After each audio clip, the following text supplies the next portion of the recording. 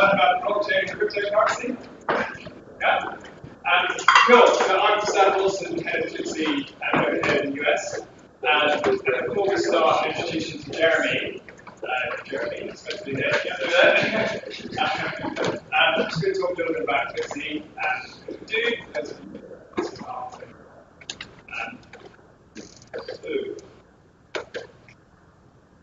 So we're a digital marketing community.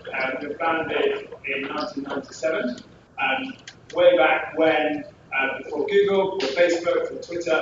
So we've really sort of lived and breathed digital all the way through and have evolved through that whole landscape there. We have a huge community, so 1.3 million marketers in our database, 900,000 uniques every month. And our goal really is to help marketers make more money and businesses to grow. And as we look at the current landscape, and so this is the short version, this is where we've landed at the beginning of the end of last year. We were very much focused on digital marketing, traditional digital marketing as it was born, as it was founded. And we've really identified, obviously, technology that's enabling marketing and the emerging technologies that are influencing those technologies, so emerging technologies like blockchain. And then on the outside is the sort of the overarching digital transformation of businesses. So whilst we were a traditional digital marketing sort of blog, we've really expanded to encompass sort of all aspects of sort of the layers here. And that's really because, if you don't get the digital transformation piece right, you don't get the emerging, of course, keep the breadth of the emerging technologies. If you don't know the technologies that are going to empower you, you're not going to be able to reach your customer or pro. So that's where we are, and that's why we're running a blockchain event, because as hopefully you'll hear, and some of you guys also know as well, that's the bit that's going to cut through the core of this as well. So we have two partners today. One is marketing, which is Jeremy's company. We'll probably talk a little bit more about that as well. And then also AVADO, which is Nick New, who's also going to be speaking a little bit later on today as well. Stock Marketing is a blockchain consultancy, and AVADO is a digital learning transformation for businesses and individuals. And again, after let you guys introduce your businesses before we come on. Today's agenda, we've got Jeremy's presentation. He's going to kick us off today. He's going to host for the rest of the day, or the rest of the morning. We're going to have a brief coffee break. Then Nick's going to do a brief presentation. And then we're going to move on to a panel session, which will include Ben from NYIAX, who's over here, and then Jennifer as well from JWT. Cool, so without some further ado, I just want to introduce Jeremy. Jeremy had trouble with his train at 9 o'clock from Washington last night, where it's delayed by 2 hours. So ended up in the back of a taxi, sort of hot-footing it up to New York. And sort of, Jeremy is, he's been living and breathing digital for the last 20 years. VP of Marketing at Sprinkler, did a stint at Microsoft, and last week at the Pentagon, briefing them about blockchain and the impact of cryptocurrency. So we've got a great expert here today, and Jeremy, over to you.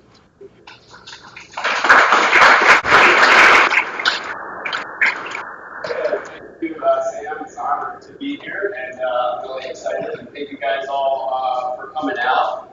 Just sort of a quick show of hands, if I could, just going to get the lay of the land. You never know going into the room. Out of curiosity, how many people in the room own any type of cryptocurrency? Okay, good. How many people? Keep them up. How many people own more than one coin? All right, more than 3, more than 5, more than 10.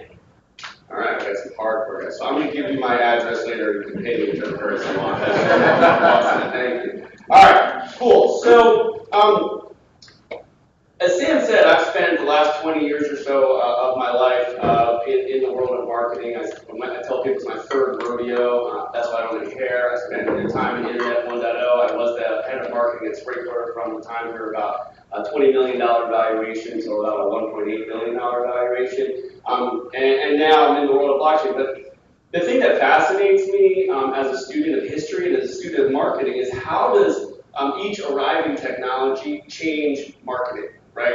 So if you look throughout the history, you'll sort of say, okay, well, the invention of the penny papers in New York brought about advertising. That changes reach. Radio made it auditory. Television makes it visual. Internet makes it faster. Social makes it two-way. Mobile makes it location independent. So when I got into blockchain, I was like, how is this thing going to affect us? Like, that's really going to be fascinating. So just sort of quickly, I bought my first Bitcoins back in like 2012 at about $80, like everybody else. I didn't buy enough. I probably sold too many too early, but that's such as life. I made sort of my bigger commitment around the 400 mark on Bitcoin. In Ethereum, I sort of got in, my big commitment was like the $7 mark. So that's obviously worked out pretty well, but also probably sold too much too early, but such is life. I wanted to share what I think is the journey that pretty much everybody who lives in the crypto space goes through. And it basically looks like this. So you get through this first page where you're like, wow, this stuff is unbelievable, man. Like, and you're reading white papers all day, every day for 7 months, right? Like, that's all you're doing. My wife now has a timer when people are, Jeremy, can you tell me about Bitcoin? She actually takes out her phone, and I have 5 minutes because she's so freaking tired of me going on for an hour and a half about how awesome this thing is, right? So you just get all excited, and then you hit that moment of nirvana, and you're like, oh, dude, I got this. Like, this is unbelievable. And then at something, like for me, it was like December where I could not get my head around the like ridiculous price rises. I was like, and there are people who like got into crypto like a month earlier telling me like why everything I'm thinking is totally stupid, and they're outperforming me. So I'm like, maybe they're right. Like I don't know. And now I'm on the holy shit I know nothing side of the wormhole.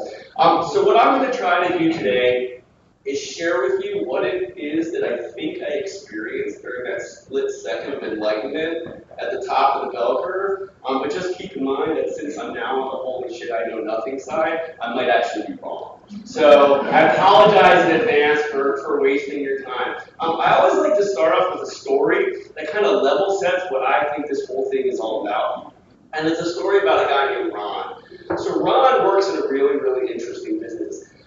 He gets called by CEOs of Fortune 1000 companies when they have to make really, really big decisions. So Ron gets a call from the CEO of a Fortune 1000 company. He's like, Ron, I'm thinking of making like a $3 billion purchase of this company in Thailand, right? Jennifer, shout out to Thailand.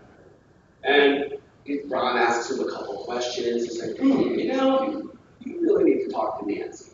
Nancy is like the expert of Thailand. Should you talk to her? And you're like, fantastic. Can you look me up? Nancy? Sure, I'd be happy to do that. So you call Nancy, and Nancy's like, do not touch that company with a 10-foot pole. Their books are totally cooked. Like, you can't believe them. You can't trust them. It's a total joke. You're like, man, thank you for saving my life. She's like, look, if you buy that company, you're going to lose all your money. Your board's probably going to fire you. Like, your wife's going to leave you. It's going to get totally embarrassing. And you're like, oh, awesome. Here's the best part. For that 8-minute phone call with Ron and the email introduction to Nancy, Ron sent you a bill for $9 million. And you paid it. Because Ron is like, I just saved you from a $3 billion mistake. Telling me that's not worth $9 million. And the client didn't even find it. It's like, of course it's worth $9 million. The reason I tell this story is because what Ron understood, after I took my jaw off the ground, and I was just like, what Ron understood is deep down better than probably anyone I've ever met, because it's not about time. It's not about utility, it's about value. It's what do you value? And how much do you value it? And that's what this thing's all about. I was like, Ron, that's like some next level shit, man. That's fantastic, right? That's what this story's about. So what I want to do today first is sort of walk through, blockchains as a technology and what they enable. Then we'll jump into sort of some of the things that are happening as a result of that, and then we'll plow into the marketing stuff. But hopefully the foundational part is valuable for it. So I think the most important thing to understand is that the fundamental problem that blockchain solves is what's known as the double spend problem. 20 years or so ago when the commercial internet was introduced, it basically changed the game, as we all know, in terms of the speed of transferring information from one person to another. That's great. But if I have a picture of my kids, and I send it to Hugh over here, he's got a picture of my kids.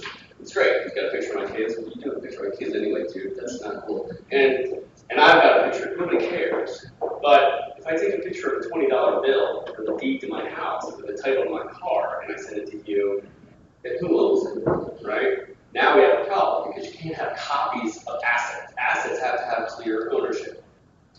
So to solve this problem, historically, what we've done is we've introduced third-party intermediaries and say, well, Hugh doesn't have to trust Jeremy directly. You can trust Citibank. You can trust the mortgage company. You can trust Visa. And Jeremy will trust Visa and Citibank. So as a result, we can go do business through those people. That's great. The challenge, of course, with them is that it introduces a whole bunch of issues, such as cost. You know, they're not doing it because they're nonprofits. It introduces time. It's like, would you rather fly direct or no hair? And it introduces risk, which of course, like Equifax is exhibit A through Z for that one, right? So what blockchains have done is figured out a really, really elegant way to eliminate the need for that third party to certify that this asset has now moved from Jeremy to Hugh, and everybody knows it in order to achieve what we call consensus, right? Because if you have consensus, you have agreement about who owns what at what time, you're able to remove a ton of friction from the process. Think of all the friction that's, say, involved in buying a house or an apartment or what have you. You have to sign all these like title insurance and mortgage. Why? Because who actually owns this? Well, there's a whole bunch, but if you don't have any doubt about who owns it, then the transfer of that asset ultimately, subsequently, becomes less of an issue. Because like everyone knows, the person who owns this asset is the person who can prove the ownership of it through the use of, say, their private key.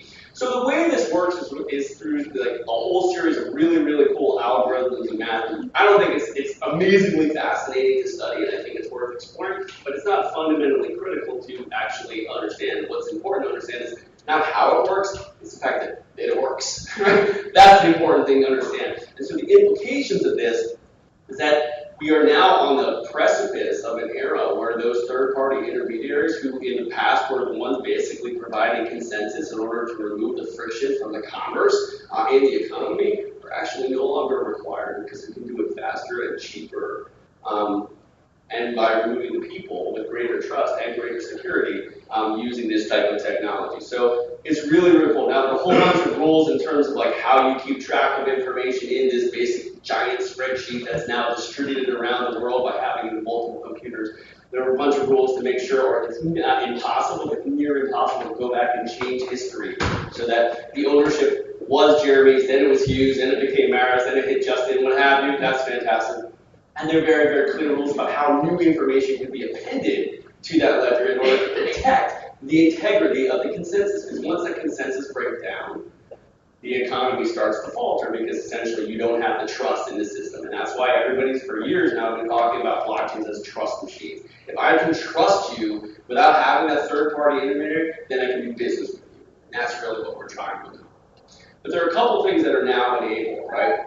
Because you can remove these third parties from the system, you're now able to track assets at much that were previously very difficult or too expensive to actually track. And so the first thing that's going to happen, I think, is that assets are going to be represented as digital tokens. So these are going to be digital assets. So like it could be a picture that you take or something that you write online or a movie that you create or a song, for example, that will have a digital token that proves I am the creator, the owner of this asset. But you'll also eventually have physical assets that have digital representation. So there might be a Picasso, for example, and there will be a digital token that certifies whoever has the ownership of that token or that coin, and it'll be on your phone or on your computer or somewhere, is actually the owner of that painting. So you won't be able to actually prove ownership of the painting without the token. But what this does is it allows us to do things at very, very big levels and also very, very small levels. So now, anything that's viewed as an asset can have a digital representation. And like I said, it ranges all the way from the painting, but the data that my Fitbit is constantly sending to up to Fitbit, or that my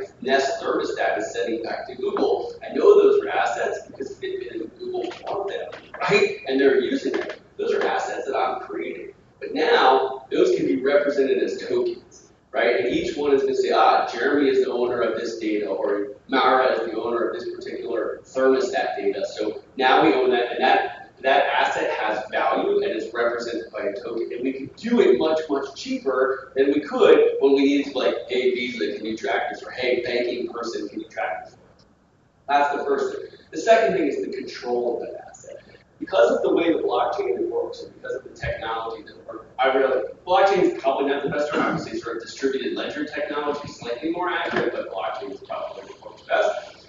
Because of the way it works, the ownership of an asset is very clear, and all it comes down to is who owns, like, the special private key. Imagine going to, like, your safety deposit box and basically say, hey, I've got this key, which proves I'm the person who has the ownership over it. So that essentially now takes that control of the assets that we've just created on the previous slide, and now makes sure that the person who actually created that value is the owner of it. And what's really, really interesting about this is it removes a lot of risk for all of us who are creators of assets, which is basically every single person. Because if you think about it, when you get paid by your employer or your client or whatever, the money goes to the bank. It's actually not your money, it's the bank's money, right? Because they can shut it down.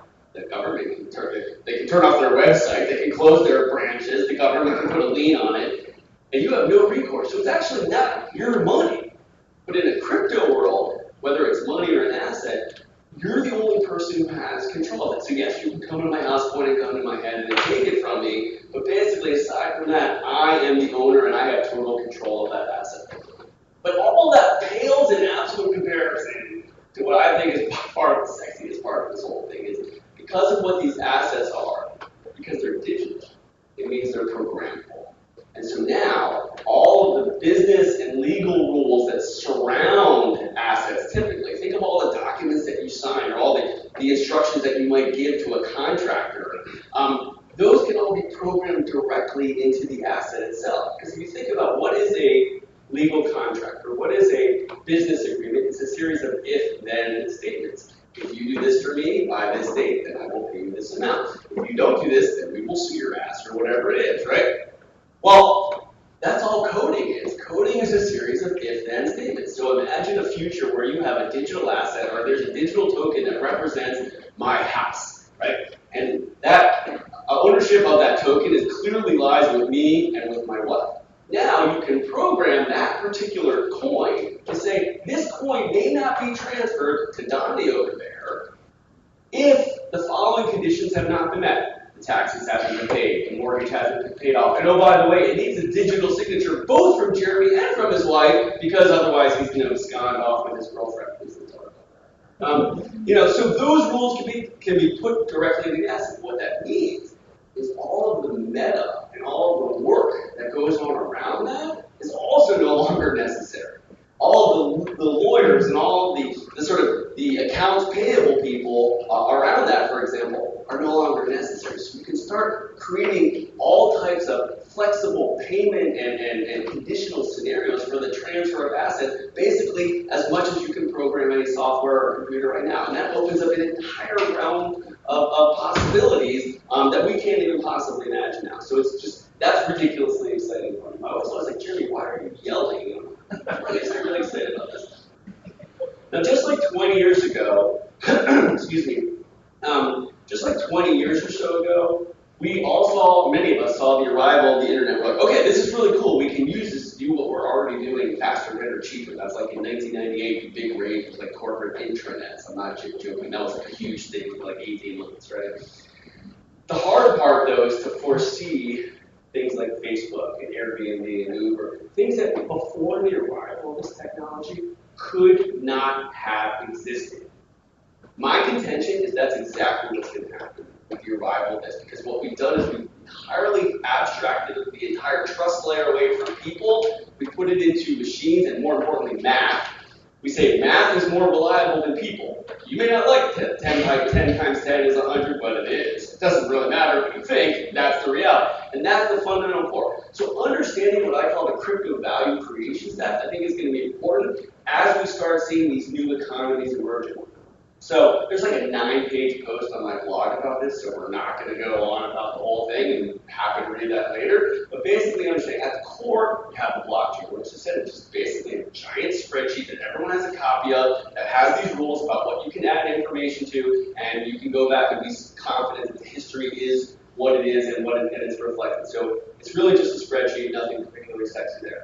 At the next layer, you have the storage. All these assets that we're creating, these digital assets that are basically you've created this value, there's ownership, they need to be stored somewhere, right? Well, you're not going to put them in AWS or Google or Microsoft, right? Because then you have the whole centralization risk. So you're going to decentralize storage networks, and that's already happening with companies like, like projects like Storage and Filecoin and MadeSafe and Saya. And basically, their value proposition is, okay, Justin's got this computer with 500 gigs of hard drive space, but he's only using 300 of it. You know what? I'll pay you for your 200 gigabytes. If you rent that out to people who want to store their stuff on your machine, and oh, by the way, we're going to pay millions of people for access to their computers. We're going to put encrypted files over there. It's going to be distributed. It's going to be fragmented. You're not going to actually know what it is. You're going to know that somebody's paying you for the right to use your computer or your hard drive. So you're not going to have access to it, and I'm going to have it protected by the fact that it's now on computers all over the planet, and I'm going to do it like 90% cheaper than by basically storing it in the cloud.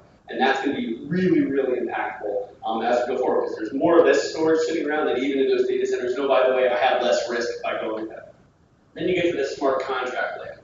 So the smart contract layer is basically what I was describing before with the programmability of these assets. So with the smart contract, and a simple example I've used a lot is SEO.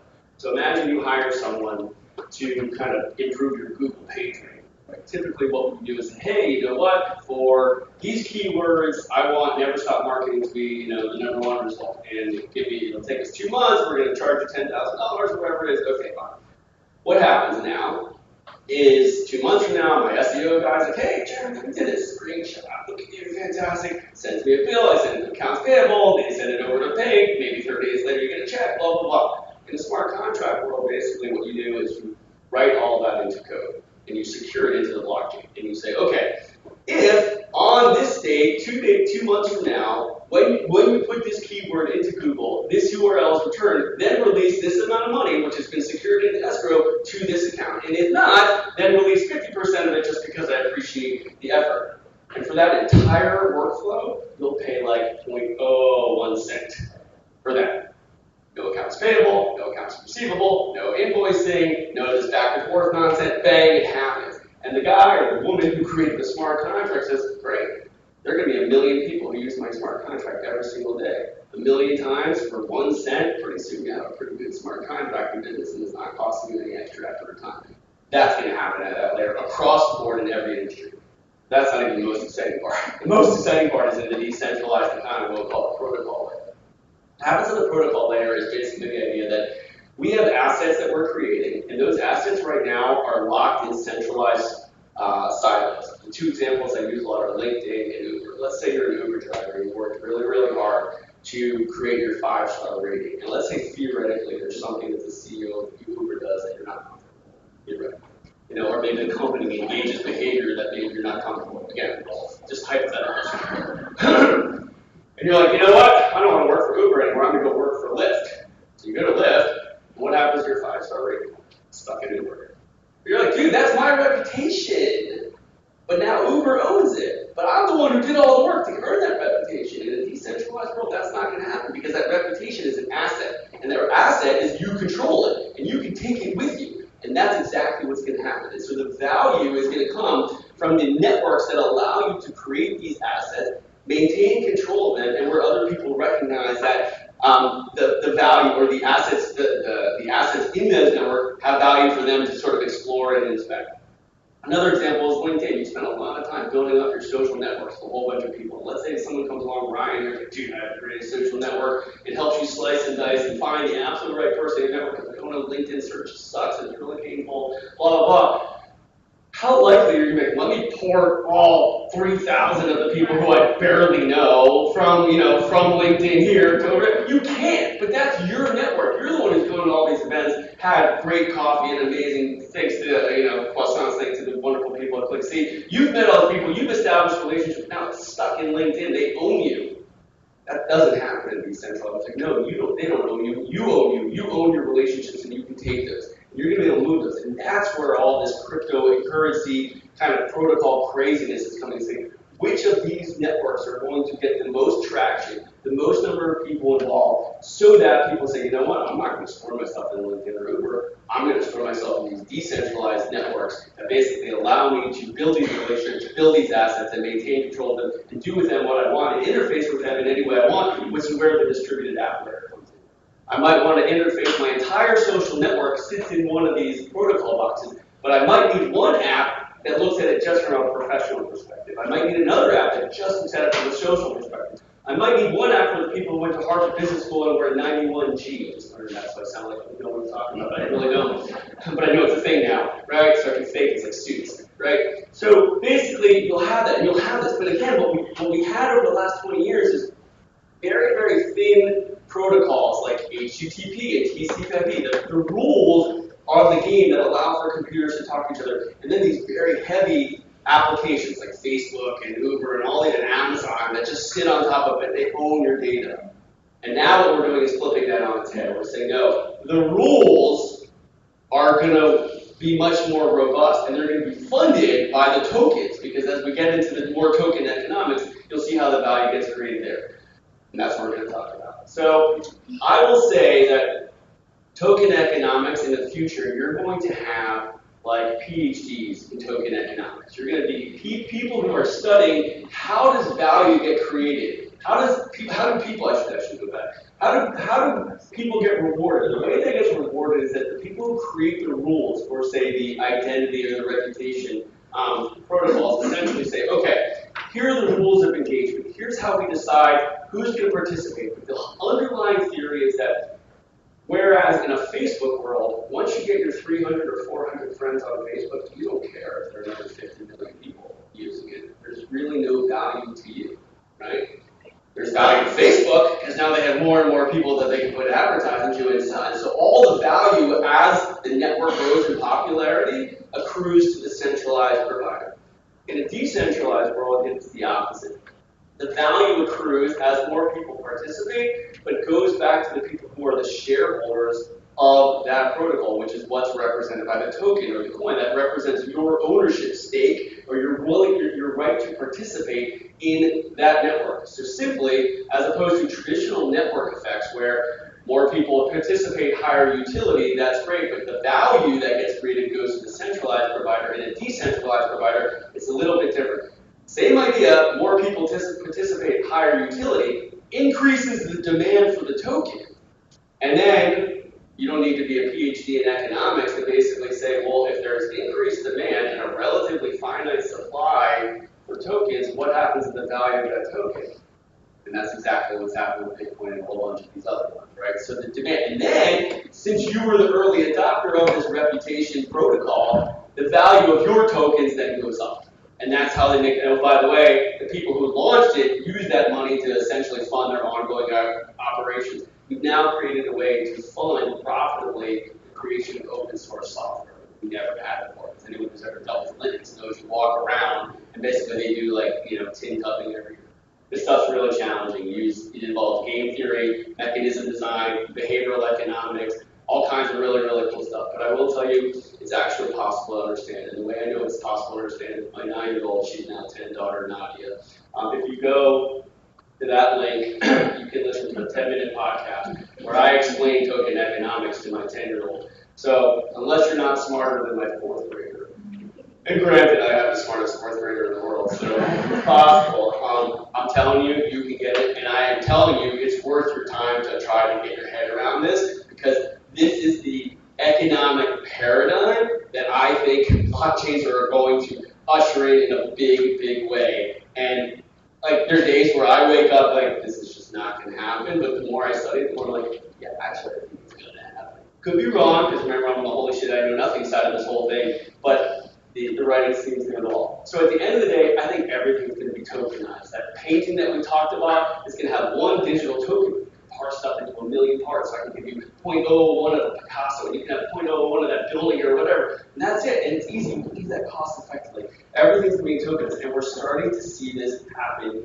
in industry after industry after industry. You're seeing it, and there are probably like 100 that I'm not even talking about. My point is, any business that is that third-party provider, that third-party intermediary that captures value from network effects because of the contributions of others and doesn't reward the people who are actually creating the value for the network is actually sitting in the crosshairs of this disruption. The reason I know it is because there are people already going after them. They see the opportunity. They're not all stupid. In fact, they're ridiculously smart. You know, I mean, I'm an advisor to some of these guys. I should probably disclose a few of these, so I apologize. Like Gladius, for example, they're going to pay you for the bandwidth that you don't use at home while you're at work. And basically, just like the storage example, and they're going to use that to decentralize DDoS protection. So if you pay hundreds of thousands of dollars for Cloudflare, you could do that, or you could pay a fraction of that for better protection from the Gladius network, and all your friends and neighbors are getting paid for the fact that you have a gigabit connection to your house, but you're not even using it during the day and night, except for when you're Netflix binge watching. You're barely using it at night as well. So that capacity is an asset. Now it can be tokenized. Storage we talked about. I'm really, really passionate about the idea of decentralizing the entire ERP kind of space. All the coordination costs that go into making firms. I mean, an insurance firm, for example, 30% of the premiums that we pay for insurance just go to keeping the lights on. That's just fact in the system that can be stripped out. And that's exactly what some of these projects. Now, for all I know, all these guys are going to fail. That's not the point. Remember, this is like Internet 1994 with the speed of Internet 1999. The fact is the trend line is here. The inevitability, in my opinion, is here. Like, and for marketers, you're going to see better decentralized event systems where your customers are actually incentivized to go out and get their friends to come, and they get rewarded for doing it, right? But they have an investment in making this thing a success. Like again, like I said, I'm not saying these guys are going to beat the incumbents, but I think somebody eventually will if the value proposition is so high. So, I mean, and honestly, there's part of us that you want this. You don't want Alexa telling you what to think. Like, you're getting manipulated by that because you don't have visibility. So the openness and the transparency, a lot of these things, is going to be particularly intriguing unless, the Russians get to us first, which is all fast. And Zcash, I'm wearing their pants, so there's my full disclosure on those guys. Okay, so hopefully that's given us like a respectable overview of sort of the core blockchain technology, what it enables, and this whole section is basically to say to you guys, last year when I was doing this speech, I was basically going around like, hey, I think this thing is coming. And now what I'm here to say is, it's already here. Like, we're watching the birth of a market or a series of markets in like real time, and it's just, that's why I barely sleep, but it's just ridiculously exciting. So let me try to take it down, and like I said to you, as a student of marketing, like once you start to think about it, it's like, okay, how does this affect marketing? What is it for me? Now, I will be the first to say that I spent a lot of time thinking about this, but I don't think I've cracked the code. And I'm really excited. I'm honored that ClickZ, is stupid enough to put me up here for this time. So clearly, that marketing part's working on Sam, so I appreciate that. But what I'm really, especially because we're at this nascent stage of this industry, of this technology, and the marketing sort of crypto/blockchain intersection, like, I'm really excited to be able to share sort of some of my thoughts with audiences like yourselves that are, in 3 years, there are going to be events like this with 5,000 people because everyone's like, oh, this blockchain marketing is a big deal. Like Jennifer and I were just chatting, she's like, oh, it's really cool that I finally see an event about blockchain marketing because I'm tired of blockchain and fintech started promoting it without permission. So you can sue me later. So I'm looking forward to hearing your thoughts. I don't think I have all the right answers, but these are some of the thoughts. So let's take a step back. The first thing is marketers, nobody really understands what we do. Nobody understands how to document it, and they all think we're morons, right? Like I saw this article in Harvard Business Review that said 80% of Fortune 1000 CEOs do not have confidence in their CMO. And I'm like, you're the CMO of a Fortune 1000 company. You walk into the office on Monday, you're like, there's 80% chance you think I'm a total moron? Like that's not a great, yay for morale? Like, what are you supposed to do on that one, right? So that's the first thing. So we have I guess, nowhere to go but up, I guess, is the good news, right? That's the first thing. Now, what do I think are sort of the high-level benefits or potential of blockchain across the board? I think it comes down to this. Number one, I think we're going to be able to increase our total addressable markets. Why? Because I don't have to verify that you have your money. I don't have to trust a third party. I don't have to, I don't have to deal with people who, I can now access a group of people who before were unprofitable to be served by traditional sort of financial institutions, right? Like the 2 billion unbanked.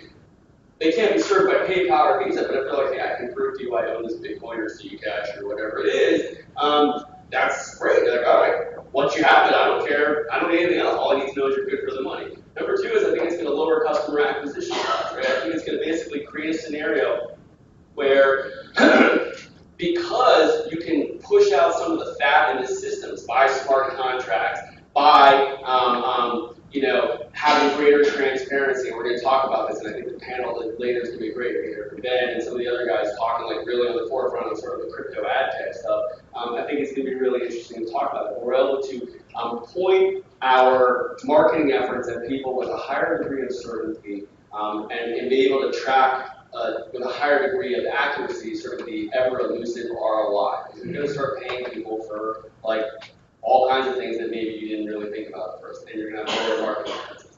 So I think the first overarching thing, and this is where we're going to spend a lot of time on panels, I think advertising is going to become more accountable. Like, you don't need to spend more than 4 seconds in the ad tech world to know like what a total cluster is, right? Like, I mean, I keep forgetting whether it's like 56% of every dollar that a brand spends goes to waste, fraud, and middlemen, or is it 44%? But it doesn't really matter. It's like, I think it's 56. Like, it's a huge amount of money that just gets sucked out of the system. That's value being destroyed, okay?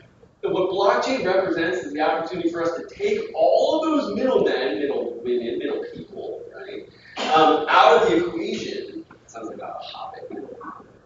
Okay, take the Middle Earth out of it. Take those out of the equation, reduce the amount of fraud, increase the transparency. I just put up a blog post yesterday. I don't know how many people saw this presentation or sort of a speech by Mark Pritchard from Procter & Gamble. You saw it, right? And he's basically like, we need to end this madman era. It's a total waste. I'm sick and tired of it. We're losing all this money. Like, if you read, I was reading in the Wall Street Journal, basically, as I read this, I was like, the dude is basically outlining a requirements checklist for a blockchain-driven advertising technology solution. He just doesn't know it. Like, I'm like, literally, he's like, here's my wish list, and I'm like, here are like 15 projects that are basically doing exactly what you're asking. Like, somebody's going to tell them that, so there's an opportunity for running the words with new chiefs. So I don't know why you'd be here, but there's that. So I think you're going to see greater accountability. What's going to happen, and this is just one of the 55 possible implementations, but it's one of the simplest ones. This is Brave. So Brave has introduced something they call a basic attention token, right? So I think the flaw in their model is they require you to download your own browser. We'll leave that aside for a moment. But basically, their promise is, look, instead of paying all these middlemen, we're going to just pay people for their attention. Because attention, after all, is a huge asset. It's the one asset that we all have the exact same amount of in terms of time, and it's an expiring asset every single second that has value. How do we know? Because all of you are in the business of trying to get people's attention, and people are paying a lot of money for that privilege. So Brave says, forget all that. We're going to go directly to you. We're going to pay you to watch this ad. We're going to pay you for clicking on this or whatever it is. So now we've taken the middleman out of it. We're going to say, all right, you want to have a direct relationship with this customer that's across that line. Here's how much it costs for the attention of this person. Eventually, we'll have all types of agents that allow us to sort of do this in more smart ways. The fundamental thing to kind of keep in mind is this is something where you pay for attention. And you're already starting to see this happen. Now, this is a centralized model, so I would view it more as a proof of concept, but there's a site called earn.com. And if you want to go to earn.com, you're going to start seeing this. So there's another site called BitBounce, basically, where you can put all your emails, your friends you can put on a whitelist, or your mom, or your dad, or whatever it is. Maybe you make your mom and dad pay. That could also be working. My mom, hey mom, sorry, busy. You're going to start paying for people for attention for very granular activities. So earn.com, they basically say, hey, you want to get in touch with Jeremy, it's going to cost you $1, here's what happens. And then people send a survey and you get a guaranteed response. Now, I'm pretty cheap compared to like Bob Robicon, but if you really want to get Mark Andreessen's attention, you can literally pay $100 and he will respond to you. So you can spend all day sending emails, or you can spend $100 and know you'll get a response. Well, at a certain value point, coming back to Ron's $9 million story, it's worth it for you to spend $100 to get it. And you want to talk about greater accountability on your advertising and your direct marketing efforts? Every single person is going to give you, or there's going to be a marketplace for how much their attention and how much their response is worth. And you're going to be able to choose, do I want to pay $5 for you to read this email today? If I do, great. If not, it depends. I have to be able to understand what's valuable to you, and I have to know how much I'm willing to spend in order to sort of communicate to the guy if this is going to happen, because it's already happening. Like I probably get, you know, I should raise my rates. All my money goes to charity with confidence. But it's interesting. Like the other, I probably get, you know, 5 to 10 people a day. Like, oh, Jeremy, I want to. Like, can we have a coffee about crypto and marketing? I'm like, no, we can't. But it's like that's why I blog and I put out books. Like, go read that stuff before you just start randomly asking me for time. But one guy went through here and he basically paid. I think I've since raised it to $5, but he put the $5 like, Jeremy, here's what I'm interested in. Here's what I'm telling you. I'm like, this guy gets it. You know what? So I was like, I'm taking the call. Just because, like, on principle, like, here's a guy who understands my time is valuable, and it's a lot easier for him to show that he's putting it. It's not that I'm so important or awesome. I mean, by now you've all figured that out, so that's really cool. But, you know, basically, it's like, it's a respect for your customer. It's a respect for your audience. Because right now, for the last 20 years, attention's been free. It's like easy for me to send you an email, and that's why all of us are like, God, it's so many freaking emails. Like, how many people go to bed with actual inbox 0, right? Okay, all right, I'm not OCD and type A, but that's a shortcoming that my wife will tell you about plenty about at other times. Okay, so you're going to pay people for attention. I think what we're also going to see is loyalty change fundamentally. Loyalty points are assets, right? But right now, they're stuck in like Marriott Rewards silos, United Visa silos, and they're very rigid. Why? Because you have to find the flexibility between the loyalty program that serves the brand, but you also want to be able to drive innovation at the local level. Now, if you're a global company, and you're like the Marriott manager in like Strasbourg, France, you're like, hey, it'd be cool if the loyalty points could also be used at the cafe down the street. Well, right now, like that's near impossible to set up because of A, the amount of time and bureaucracy involved, and B, just the hassle. But what if you had a system where you say, okay, these points, we could set up smart contracts, we could set up rules that allow people to say, if you show up in Strasbourg, France, and you have Marriott reward points, yes, we can redeem them at this, and it credits our accounts, whatever. That pushes the innovation for loyalty programs down, out from the center of the network to the edges of the network, where we all know is where the innovation happens, because otherwise it'll take like 2 months for someone to figure it out, and by the time they execute the plan, it's like the market change. And that gives you a lot of potential to unlock value, to deliver more value to your customers, to find new relationships, to be flexible, to leverage these assets and then provide ultimately reason for people to be loyal to your brand. Like, hey, I can show up at any place, I can use my Marriott reward points, buy coffee or do this or whatever, and I get these unique experiences without having some sort of like corporate centralized. Like, that's huge. I'd rather stay at Marriott than stay at Hyatt or whatever. No offense to Marriott or Hyatt intended, right? That's number 2. Excuse me. I think this is going to be one of the tougher ones. So remember, when we have blockchain, we have basically a spreadsheet that everyone has access to, right? Everyone has visibility to the data. Now all of a sudden, you're starting to see the emergence of a world where we move from the data silos that we've gotten used to, basically data oceans that are public utilities. Everybody has access to them. So now, marketing, like this is the part where like some people are like, that's crazy, but for the last 20 years, we've been on this big push for like, I feel like I'm dissing the people. I'm sorry. Do you feel that way anymore? Yeah. First half of you guys saying that's good that you actually, because you'd be like, no, we're fine, just stay over there, man. We don't want to see you. I got you. Appreciate it. I didn't get a lot of positive feedback as a kid, so now, you know, for the last 20 years, we spent all of our time saying, I gotta get more data, I gotta have control of the data, I need it, it's data. And like, yeah, that works, it totally makes sense in a centralized world. In a decentralized sort of blockchain-driven world, it's not about the data. Because we're all gonna find those decentralized protocols. I'll happily, instead of giving my Fitbit data to Fitbit, I will give my personal walking data to the personal walking protocol or whatever it is, and I'm gonna get paid for that. That's gonna be my asset. And then if somebody's like, hey, I'd like to analyze that, they're going to make a micro payment. I'm not going to swipe a credit card when they want to pay me for it. They're like, no, we're going to pay you 0.001, whatever it is, to pay you for the right to that anonymized data. But now, as more and more people say, well, I can give my data to Fitbit or Nest for free, or I can put it over here and get paid for it. I wonder how long like that's going to last, right? Because eventually, and the early adopters are like, dude, you should get on this, man. They pay you. They're going to send you a thermostat, and they're just going to pay you every time you sync it up and you tell them how much your house, how hot it is in your house. You're like, I'll do that in a heartbeat, bang. And that's what happens. So in the first couple of years, the big data guys will crush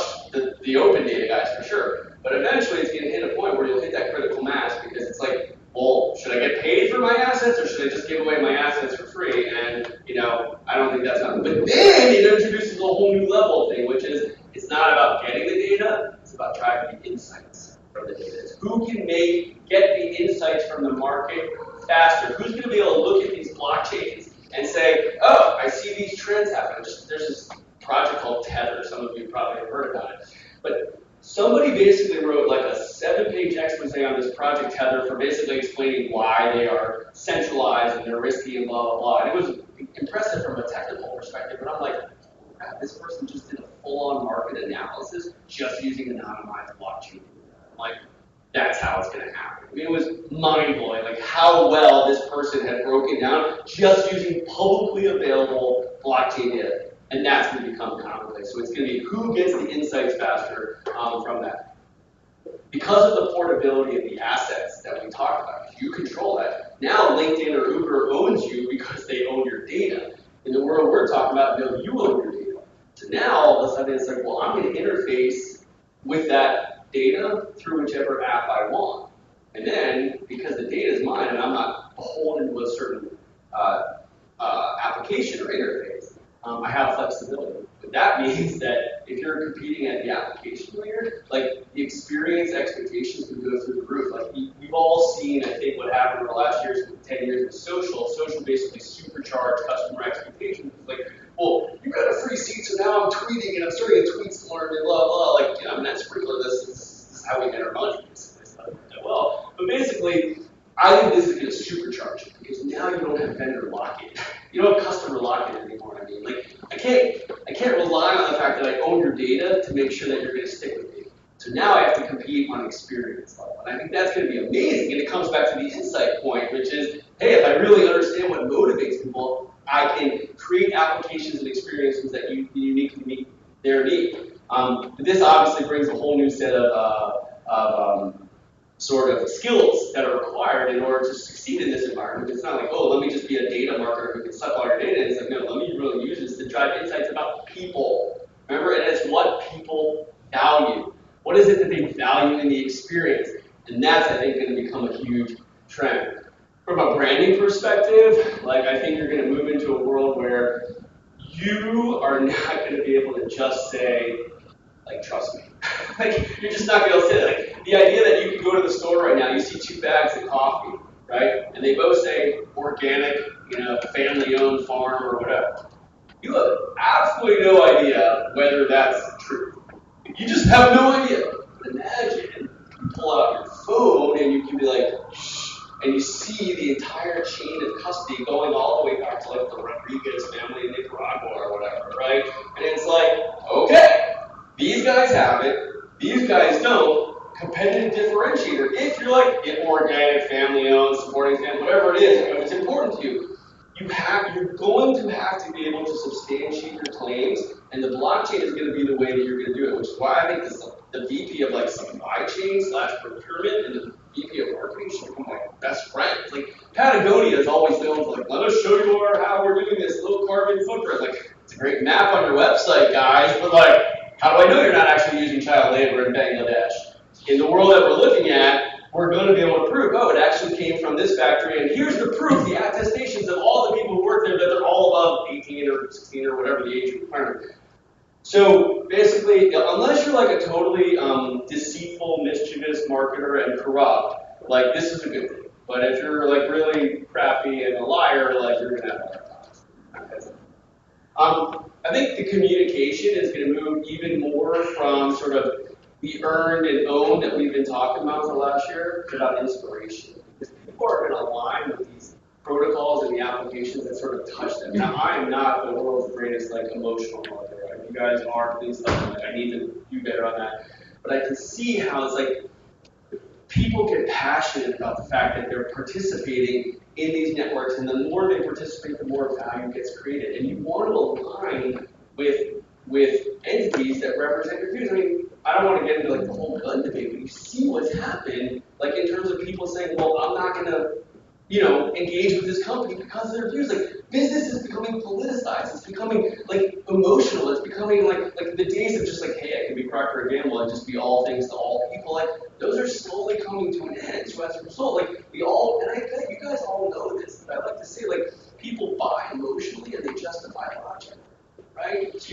to give them like, here's the value, blah, blah, blah. You want to be able to inspire them. When you see this, like, when you start your blockchain journey, the very first thing I think people should read is the Bitcoin white paper.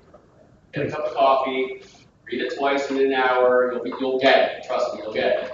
But what's happened is, in many ways, I view that not just as a technical specification, it's a brand manifesto. It's basically Satoshi Nakamoto saying, here's what we believe. And what a lot of people don't know is that the very first block in the chain of blocks that are encrypted together that make up the blockchain, the very first block of the Bitcoin blockchain has the headline from the Financial Times of London from January 3rd, 2009, and it says, Exchequer on verge of second bank bailout. So if you don't think that Bitcoin has like an inspirational movement behind it, like, I'm sorry. Like, it's called the Genesis block, and it's in there, and the people who are hardcore about this know this. And that's true for, like, there's a lot of crap out in the marketplace right now. But for the ones that are going to succeed, they're going to figure out a way to communicate the reason why, what is it, Open Bazaar believes in free trade without Amazon watching everything that you're buying, right? Like Gladius believes in decentralizing so we don't have to be beholden to Cloudflare or whatever it is. So you're going to be able to communicate that. So I think your thing's a lot more inspirational. We talked about smart contract before. I think it's going to reduce a ton of friction in terms of trade, in terms of procuring vendors, in terms of doing all the relationships, and I think that's really good. It's going to lower the administrative costs, and I think when things get really sexy, this is the subject of the book that I'm publishing at the end of March, it's basically because those tokens that we talked about before are programmable, you can actually program incentives directly into the token. So for example, for every day that you hold on to the token in your phone and it doesn't get sent, I'm going to give you 0.1 additional tokens or some incentive. Or for every time you use the loyalty points at the cafe, I'm going to automatically reward it. You can do all that, and that's going to be a lot cheaper and faster way of sort of engaging with the market. So I think that's really cool. I'm not the greatest brand marketer on the planet. When my boss at Springer called me the first time, he's like, Jeremy, the blog, which he used to like, that's kind of what my wife's always buying my clothes for me, that kind of stuff. You know, I'm not great on that stuff. But when I think about branding, like, a couple things that jump out at me. Number one is you have to be able to create value, communicate value, but it's like bond-like value, not just sort of like really using the insights we talked about, understanding what do people truly value on that emotional level, like as well as just the financial level.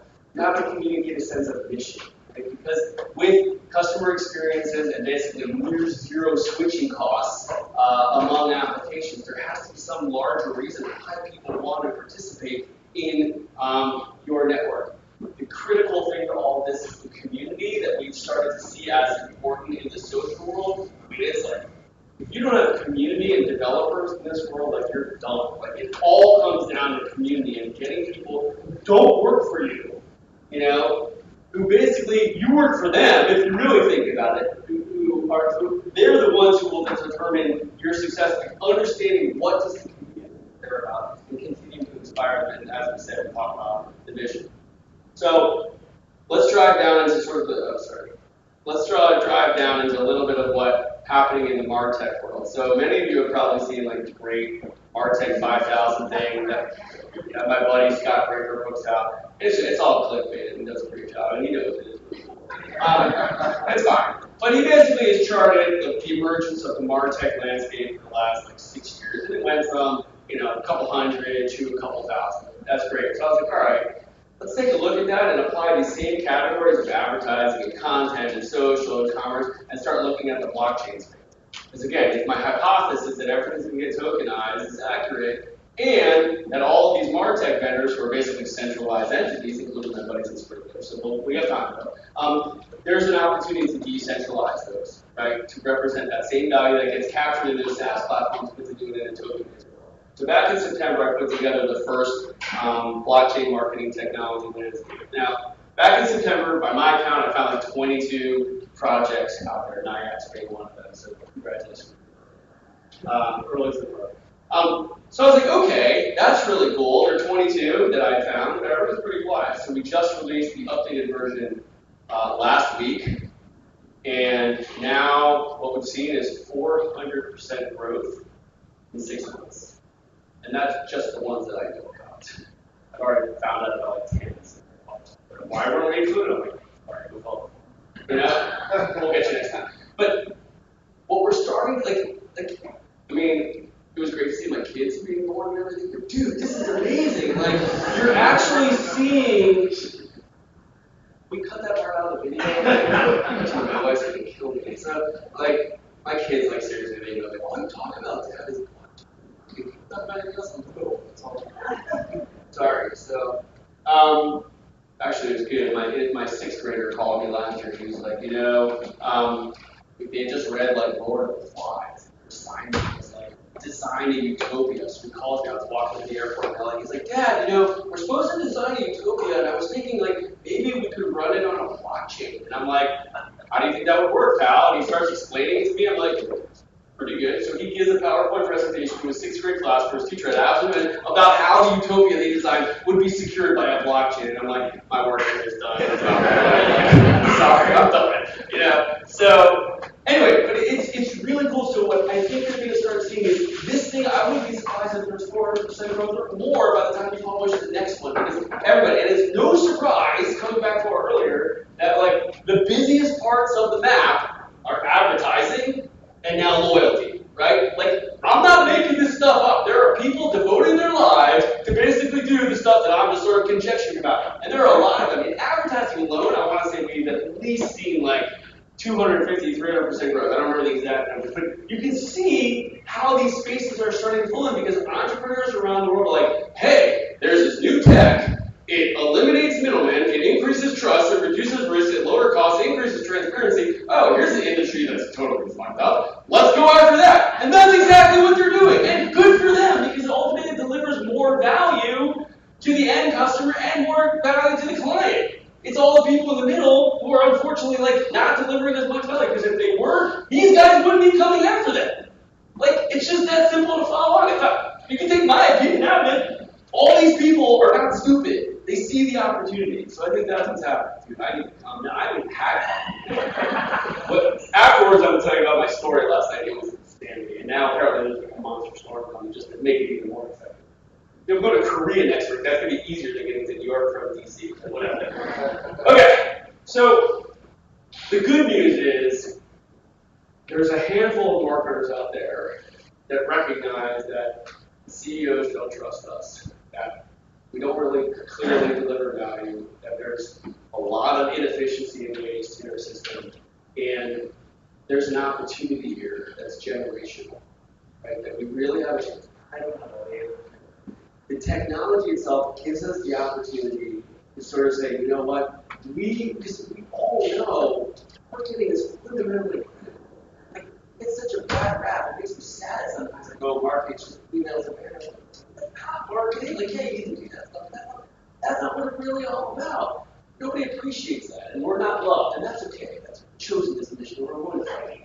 You know, it is. But we have a chance to say, you know what? Here's a technology that can help the clients that we're working for, the businesses that we support, the causes that we care about, the campaigns that we care about. All of these things deliver more value to the people who want and desire that value better, faster, cheaper, with greater trust, with greater confidence, with greater consensus.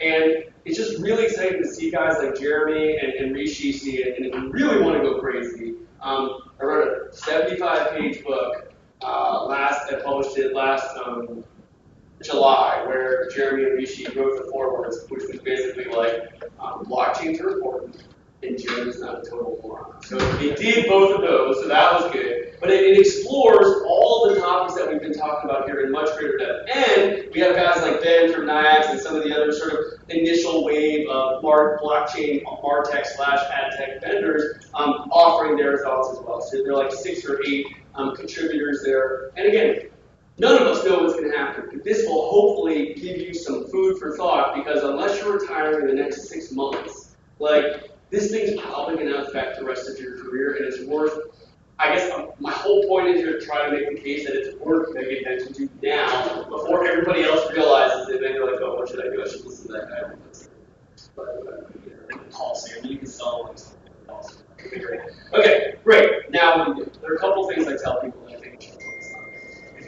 anybody in the machine learning or behavioral or sort of like the AI space, they'll tell you it's not about the data.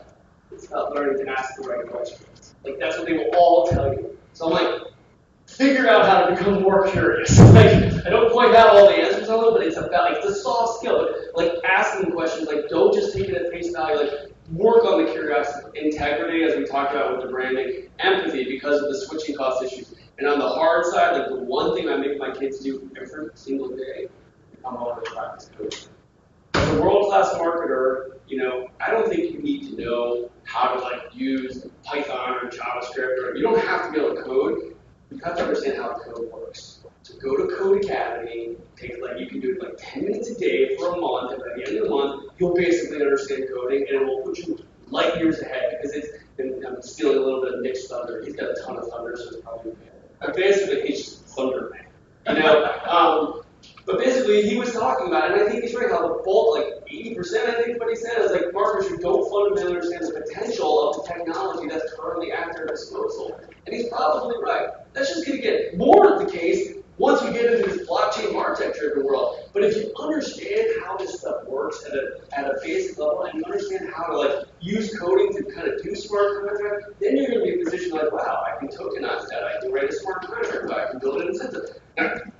When I say I can do that, like I actually can't do it, but one could do that. Now let me go find someone who can actually do it. But if you're just thinking in the old paradigm, you're going to turn off, you're going to lose a lot of those opportunities and leave them on the floor. Artificial intelligence is going to be huge. I just started researching like the MarTech AI vendors, because that AI is going to sit on top of this huge public, data oceans that we talked about. Like, you're not going to be able to just sit around with an Excel pivot table, which I love, to figure this stuff out. You're going to need some sort of AI. So getting your head around how AI sits on top of blockchain is something. And then behavioral economics, because that's really at the core of this whole kind of thing we talked about with token design, token economics. So those are the things that I think the skills are going to need to be. If you're in an organization, no matter how big, I think the two things you need to do. First, start trying to figure out how can you leverage this stuff today. Okay? You can't reinvent the way your organization works today. You can't. It's unlikely to be successful. But what you can do is say, hey, how do I start driving efficiencies? The first stage in all these revolutions, going back to the internet stuff, is how do we use this technology to do what we already do better, faster, cheaper? You should do that. Go do that. Save some money. That's great. It's not going to be great for some of the people in the back office, but it's coming anyway, so you might just help them understand it. That's part one. But the second part is understanding what the crypto value creation stack that we talked about. Understanding how value gets created in these environments, because if you're in a business that is that third-party intermediary, there's somebody coming to that industry. And it's not that you have to be panicking right now. You have appendages. You have time, you have money, you have access to customers, you have real money, they have money, whatever. And you have global infrastructure if you're a big brand. Like, a lot of these startups don't have that, so there's still time to take advantage. You have to understand how this is disruptive. So this is the get your phones out. If you're bored, you should keep your phone in your pocket. But if you want to kind of dive in, there are a couple resources that I'm about to throw up on the screen. Of course, we can probably get the deck to you, but you'd have to pay in like some sort of cryptocurrency. Is that right? A ClickZ coin, I think you'd have to pay in, right? Exactly. Okay. So the very first question there was a Jeremy. Oh my God, there's so much blockchain stuff. Like, where do I start? I'm like, I'm not going to answer your 55 emails, but I am going to give you this link because I've already put it together for you. Go start there. Number one, Bitcoin white paper, and then just read everything I ever wrote. I'm just kidding. There's a whole bunch of other stuff out there. It's amazing. Like, just the brain power in this space is mind-boggling, and it's just so exciting. So hopefully that's a good starter, number one.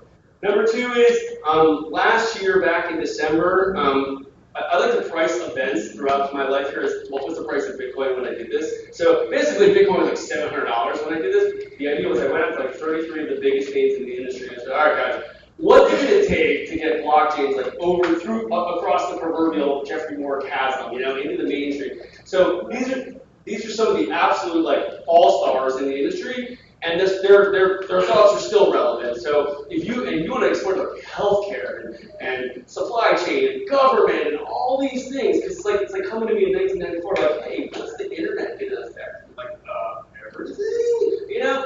That's how I feel about this stuff. So you'll get some ideas from there. If you really want to go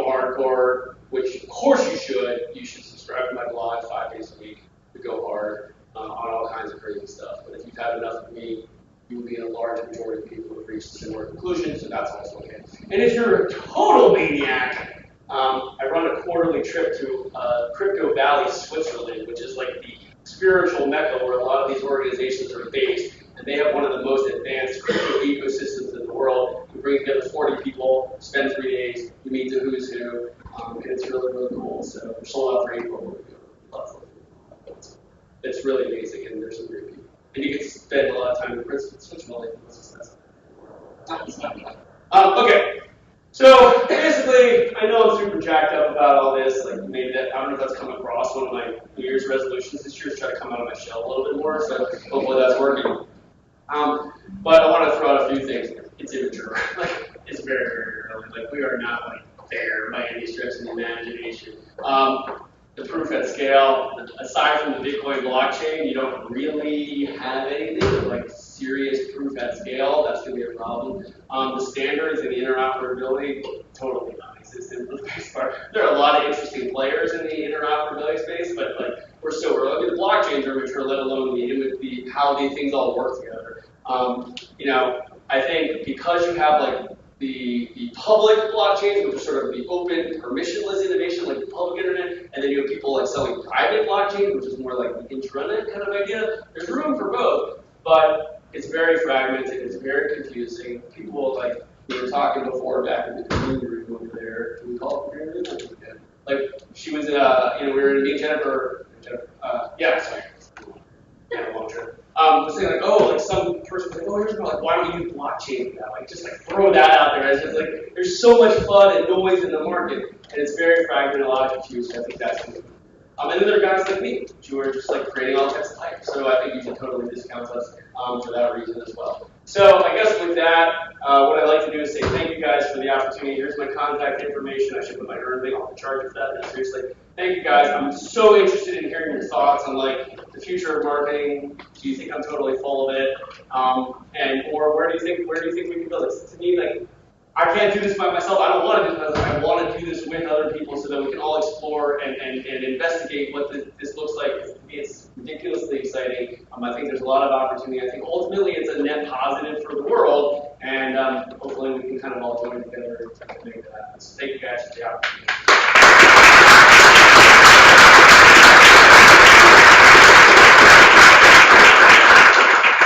Cool.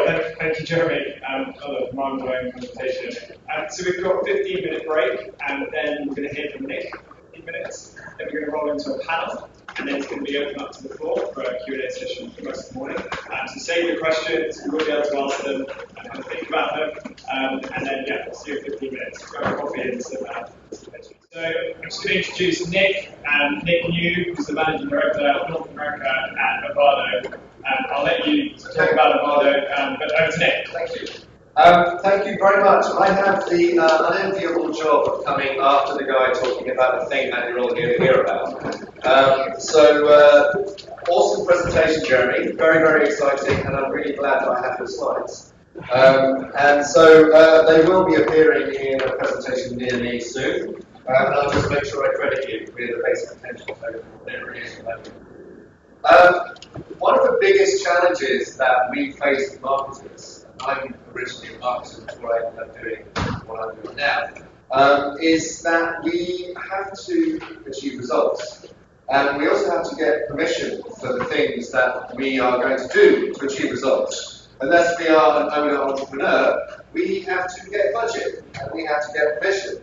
And we have to explain to our clients and stakeholders all of the great things that we're going to do to advance the business goals.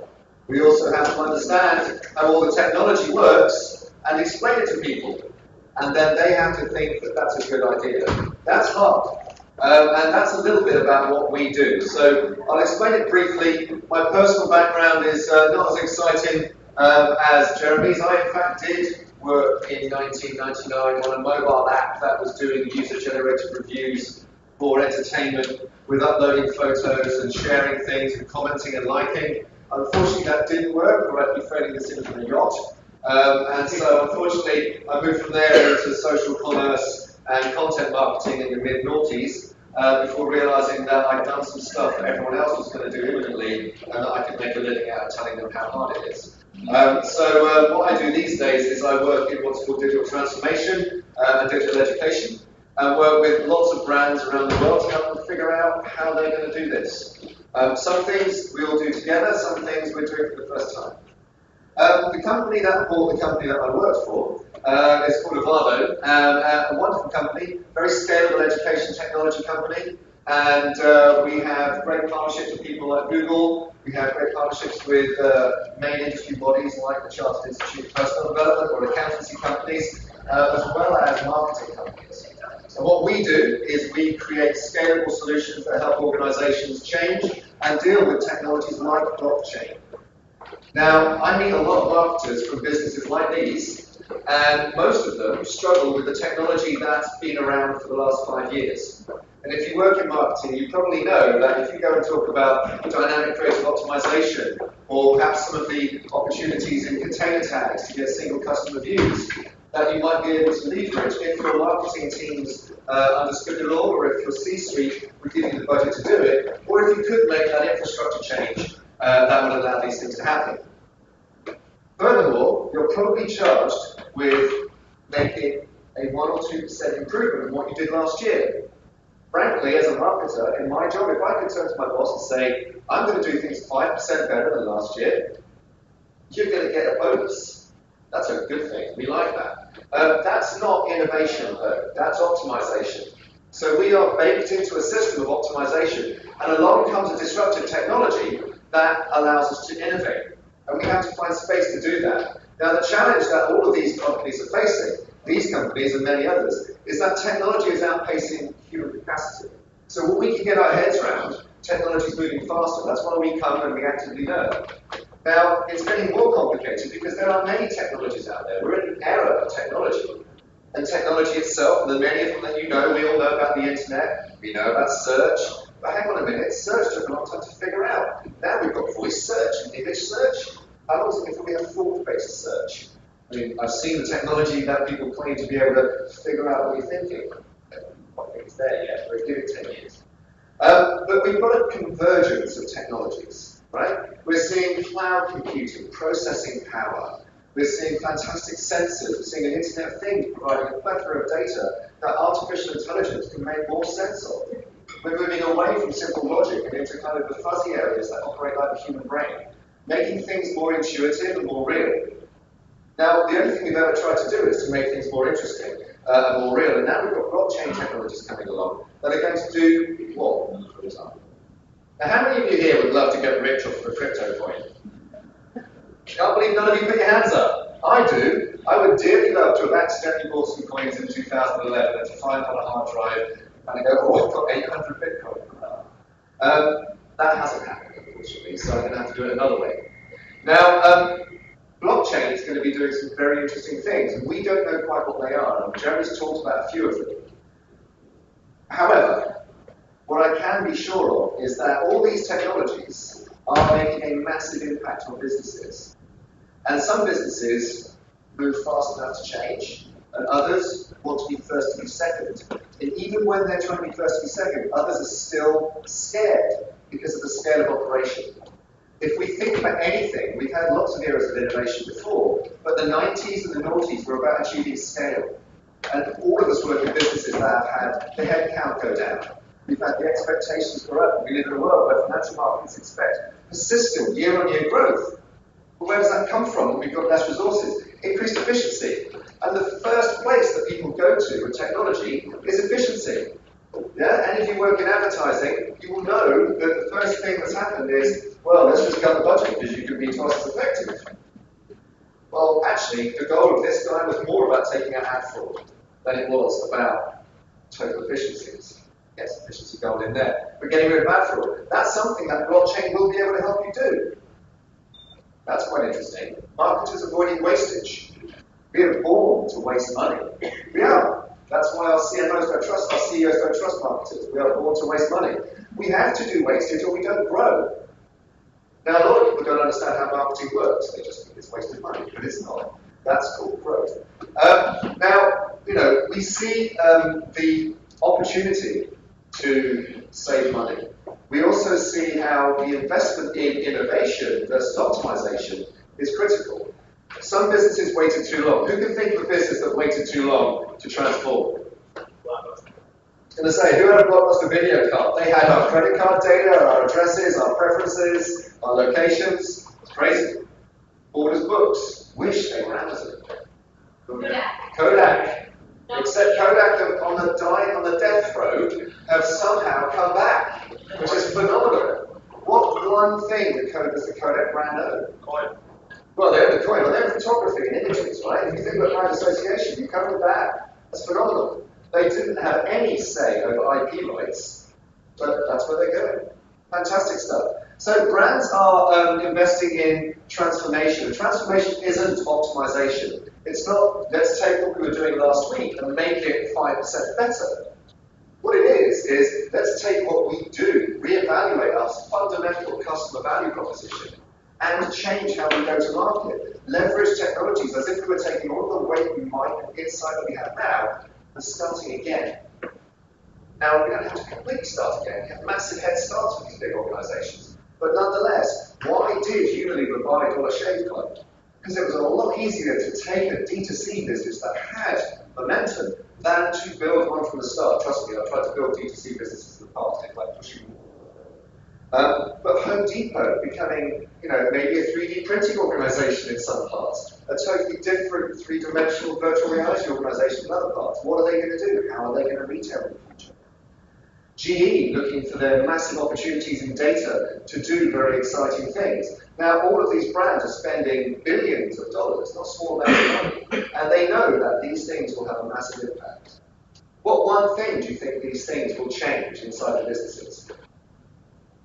Any ideas? What do you think? What's the top thing that will change in these businesses that are investing in transformation? Bottom line, potentially, yeah, certainly it'll be a little smaller than 1 or 2 years, but they're spending that money. Going to be how they market. How they market? Customer interaction overall. The way they interact? Culture. Culture, absolutely. The processes and the cultures. There's the little things, and Jeremy had a wonderful slide about soft skills on one side. Actually, that's really critically important. We in marketing and often in technology are so interested in the ones and zeros of how things actually work, and we're great at digging holes. We forget to get permission to dig a hole, or to find out if it's the right hole to dig, or if the hole that we're digging is going to massively affect our ability to dig holes for the rest of the year. So, many big brands are trying to deal with what's going on in blockchain, and we don't know quite how they're going to happen, how they're going to come out. What I do know is that it's going to be a huge disruption, because technology advances faster than organizations can advance. That's a no. Okay? I mean, technology is growing exponentially and has done, but organizations change logarithmically, and there's an ever-increasing gap. I mean, a really, really simple view on that is how many years has it been since America had over 60, 70% mobile penetration? 3 or 4 years now? And how much marketing money do we spend on mobile? Probably about 5 to 10% of our marketing budgets. It's really sickening to see the gap in where attention is and where our investment is. Why? Because we can't get permission to do it.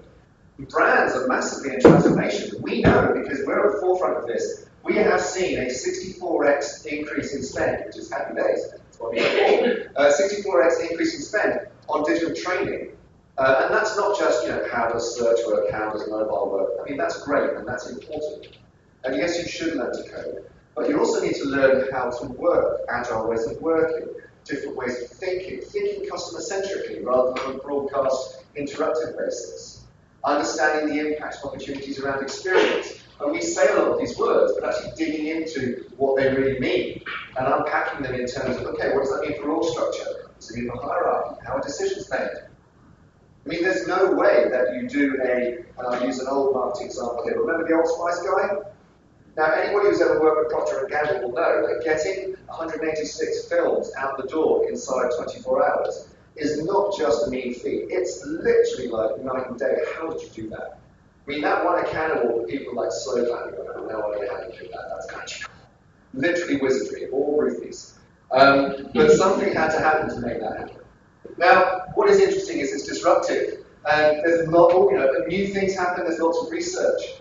We see the recent research done by Juniper, 400 good-sized firms, many over 20,000 employees globally. but 35% consider there'll be significant internal disruption. I think that's undercooked. I think there'll be massive internal disruption. They actually asked the people who work on blockchain technologies. Most of these companies are trying to get what's called a proof of concept away. In other words, is this worth investing in?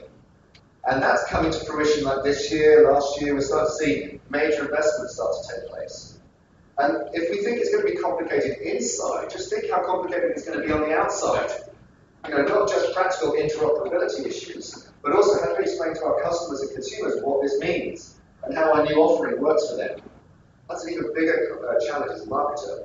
So, you know, internally, we deal with businesses in transformation most of the time. And we see embarrassed executives, senior people who are really good at their jobs, suddenly going, wow, I was busy for 3 years and the world changed. You know, try and get the CEO of, let's say the CEO of a big advertising agent to explain what's the impact of blockchain on marketing. I mean, that would be an unfair question to put them on the spot with. A smart person could probably figure it out, but doesn't know overnight and is not going to advise shareholders on that basis. And we have lots of examples like that, which ends up in people doing risk-averse stuff, being safe, which ends up in mediocrity. And nobody started a business by putting mediocre above the door. Right? We didn't. We didn't come to work to say, we'll be accepting the average, we'll get away with it. We know we want to be leading edge. When I started my marketing career at Colgate-Palmolive, it was all about excellence, being leading edge. And actually, these days in digital marketing, it's kind of like, catching up. People are like, how do I catch up? How do I stay even current, let alone push forwards? If you push forwards, you get accused of doing things that nobody understands.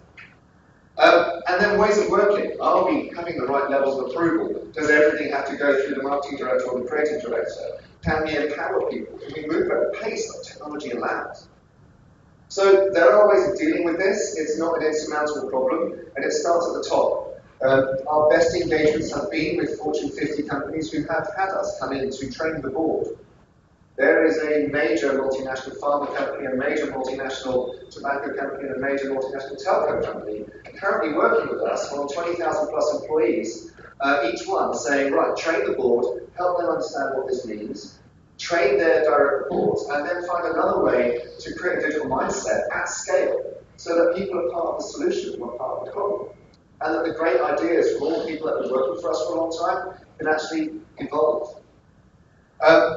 We have ways of doing that. That's partly through taking people through core principles. And we have experience of taking this at scale. And we can convince senior leaders of the value of this. So if any of you do want us to come and talk to your teams, we have lots of good case studies to share. And we know that, you know, in this world of rapidly emerging technology, rapidly evolving technology, we as people in the working space have to acknowledge that learning is not something that finishes in college.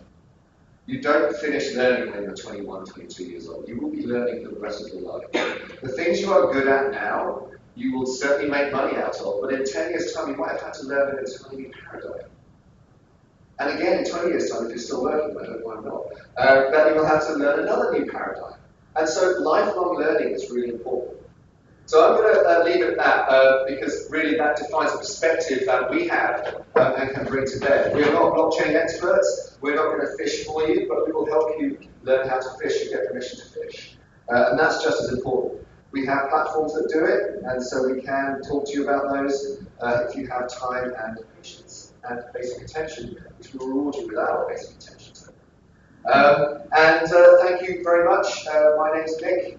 Email me at nick.u@avado.com, or Charlie Cornish, who is the chap who looks like Thor over in the corner over there. And he is also available for many from Ipswich and sales presentations. Great, thank you very much, and back to Joe.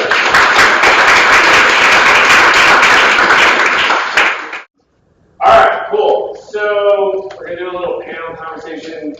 We had a healthy chat back in the green room, as it were, so we'll just kind of ramble on about stuff. But we have a couple things. Then we'll open up for Q&A, but I think we need to have some introductions. So why don't we start with Ben? We'll let who you are. Here's what we're going to do. Who you are, you know, where you fit in the blockchain space, and then I want you to please share your story of your personal epiphany. Like when you were like, oh my God, like this blockchain thing is like a big deal. Okay, so my name is Ben Feldman. I'm with NYIAX. We are a guaranteed forward contract trading platform for advertising. So we take publisher inventory assets, we take campaign assets from agencies and brands, and we trade them for the most of the content entry point. And then we help facilitate the movement of that campaign into various delivery mechanisms, reporting details, investigation, and try to sort of connect those with. We're using blockchain as a core ledger, so we've got a lot of research involved with that. Various entities within the industry that are looking into it. For me, let's see. It was probably back in 2014 when Bitcoin went from $1,000 to $250, because I've been looking at mining before that, and it got too expensive, and went, no, this isn't going to work. It'll take off. It'll be stupid, and then drop to 250, and I went, no, it's not going to take anywhere. It'll fall to the floor. I'm not going to bother looking at it. And then suddenly it started to climb up and up and up, and I just did it again.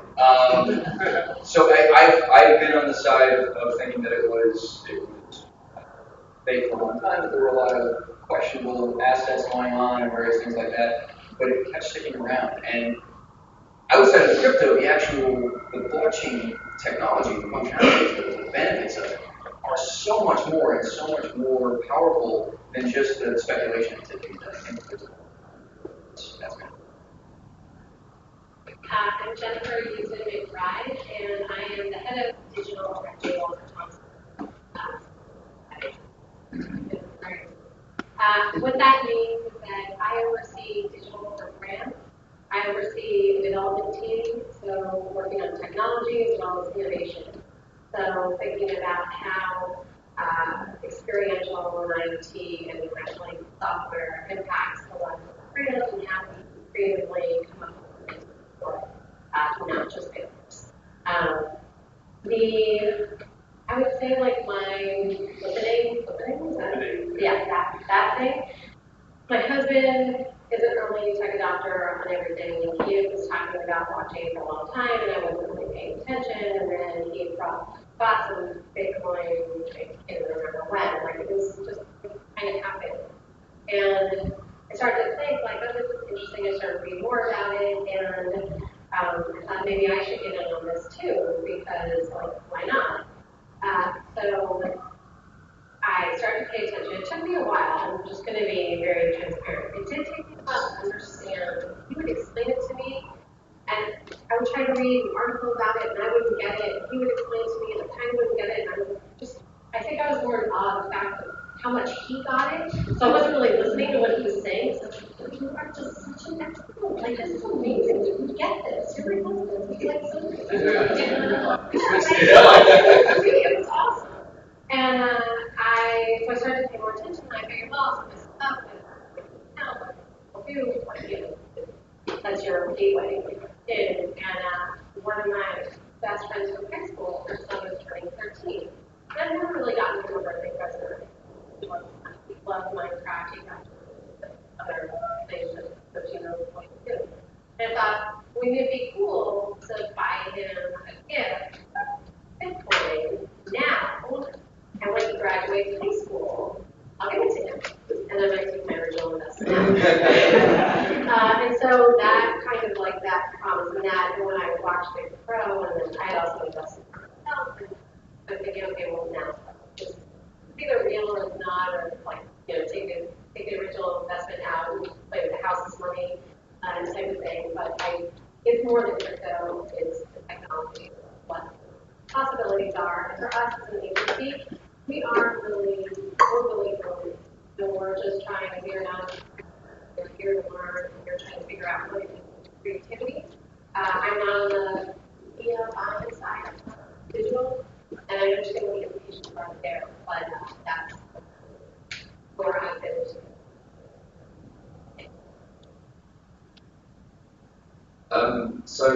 I gave myself my little headlines over, but I kind of feel like I fit somewhere between being a digital priest and a personal trainer. So I've heard the confessions of many marketers and like,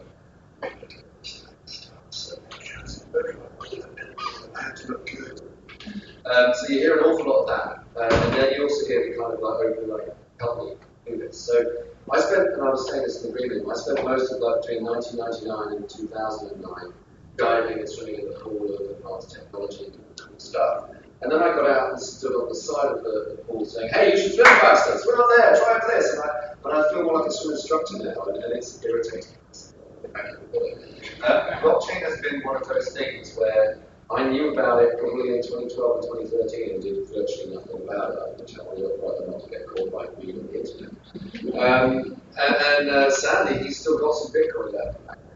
I didn't buy Bitcoin back in 2012. I kind of stood on the side of the swimming pool saying, this is really cool, this is really interesting.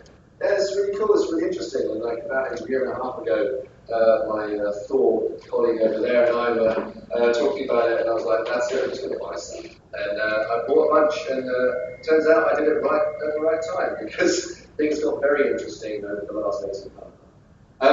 But that said, the flippening is not so much about going feet first into mining. It was the many conversations that I actually thanked Charlie for, which is where we both talked to each other about how we understand it, and then suddenly it went from kind of knowing how it works to knowing what it means. And I think understanding the power of distributed ledger technology and why it's really interesting versus, I've got a cryptocurrency and I can make some money, and I now know how Bittrex works, and I know the difference between NYIAX and Bittrex. It's like all that stuff's just there. And cryptocurrency is great. Distributed ledger technology, well, it's not for me. Awesome. Thank you. So I guess love to hear. Let's start with Ben, and then we're going to go away. Obviously, with your partners, talking advertising and whatever. What are you guys seeing right now? You guys been around like in the crypto market tech space. You guys are like old timers. Like you've been here for at least a year, right? Yeah, we started off. That's like 10 years. No time. Yeah, we started off in 2016 really getting up and running. We're built on top of NYIAX technology. And that's what we got some layers to work on top of that to bring it to advertising, the complexity of our asset classes. But essentially, we looked at it originally as needing a ledger. We got trades that were occurring between buyers and sellers, something like that. We were a database. But we were looking at blockchain because it was in the nascent times. We were like, okay, is there anything we can use this for? And we sat down with our head engineer, Sergey, and he was like, I'm not going to touch anything with blockchain if it doesn't have actual value. No reason. We can do this stuff with just a straight database or anything we're collecting. I was like, yeah, but look at what's coming down the pipe. We've got the activities of verification and payments, all these other things. And he's like, okay, now that's interesting. We could actually link these pieces together and connect them, and now there's an actual value to having it. So we started working on it back in 2000 well, we really started doing the integration work with it in 2017. We were looking at 2016 and pulling it together and going along with it. But it was really about just linking everything together or being prepared for it. We're not there yet because these other payment chains and the verification layers are starting together steam work on their own pieces. But we can actually tie them in when we're ready. Yeah, it's actually like a lot of people realize the idea that we're not there yet. Just got a couple of questions like, hey, when is this thing going to happen? I just answered that. Like, I need a different work. But, I guess I'd be interested, Jennifer, and then Nick, like, first, clients. Like, Mark Pritchard doesn't even realize that blockchain potentially can help around, and maybe it can't for like 10 years. Like, what are you seeing in terms of awareness, interest, aside from just the, hey, let's use blockchain to basically paint the wall kind of question? I think, are you picking up, like, the first tremors, those types of things? And I think, Nick, I would be interested to hear from you, like, in terms of all the work that you've done with, like, these companies, like, which ones have sort of that innovative mindset? Like, who are the ones that are going to be like, yes, okay, we can pivot? So maybe, like, two sides of it, so then we know who to, like, short. I would say that, the way that we approach digital at Thompson, very much with our brand positioning, our internal brand positioning. So we're always looking at the future to figure out how we're going to do the best work for our clients. And so I think being really early into blockchain technology is very important for that future reimagined positioning. What it means, though, is it doesn't mean that we're farming, like we're waiting for our clients to come to us and say, what can you do with blockchain? We're saying we're hunting, and we're going out and we're saying, here's your brand, here's what we think is the potential for how blockchain could use you. And it has to be truly like in the same way, I don't want to build something that doesn't have value. It can't just be a buzzy word. And what I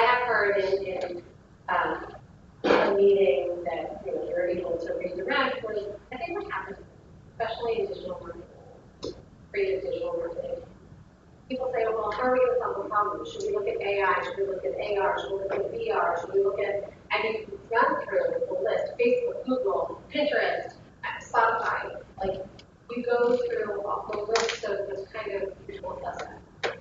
And so I think for blockchain is becoming part of that list very, very slowly.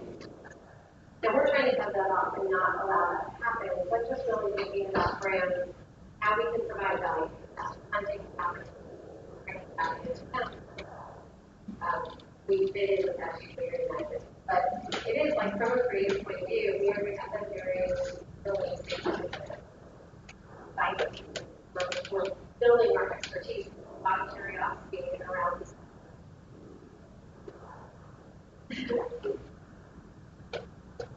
I said I was a visual priest, which means that I hear confessions I can't always tell. So we do speak to a lot of big brands, as you saw, but that's as far as we go. We don't get to tell too much. What I will tell you is that Fortune 100 insurance companies and our services do incubator projects where they allow their writers or their future talent to go and do some things, get their feet wet, and to maybe go and partner in, especially in Asia. Some of our clients in Asia have been very forward about saying, hey, let's go and work with this actual transaction. See if we can change the way insurance works. Let's think about how we can decentralize insurance risk and take underwriters who are wildly set in their ways and completely risk averse and put them into a project. And it's that juxtaposition that where you've got a very fixed mindset saying, right, you're brilliant at this. You're out of this in 3 months, you're doing that. That has had a lot of effect for them. And really, between them and the more B2C marketing organizations, really keen to figure out how they can use ad tech in conjunction with blockchain. So they're not really thinking that I've not come across anyone who said, we're going to start a blockchain. We didn't work. I'd love to say we had. But to help them, what often we end up doing is, we'll be the ones, for example, my colleague Niall is the president of the organisation, is down at the 4A's conference right now with the leadership of Huge. He was over there prepping for it yesterday. It turns out that they built HBO Go.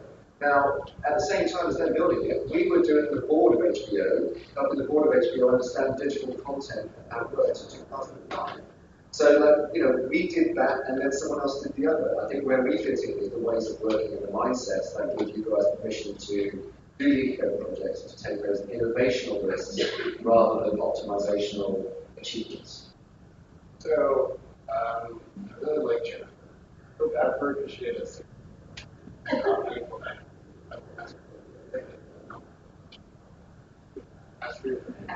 it's like, you could come into this space, and Jennifer has this really great, I really understand this. I guess you could look at this space and think, okay, this blockchain stuff disintermediates third parties.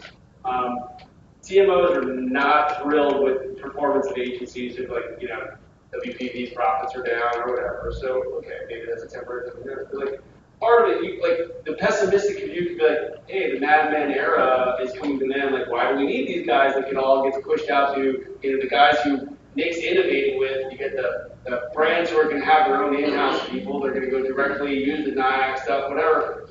What is the role of an agency? Like, A, is that a possible scenario? And B, if it is, what does an agency become, or forget it until we're wrong? No, it's okay. We're still good. Okay. If you weren't so good earlier, we would. Oh my gosh. Crypto coming your way. Yeah, sweet. So, yeah, that's a tough question, and I will tell you. I will give you 2 responses. I will give you what I think, corporate responsibilities, and then I will give you what I think my responsibility. Is that the off the record response? Yes. So I think the corporate response is we really understand brand.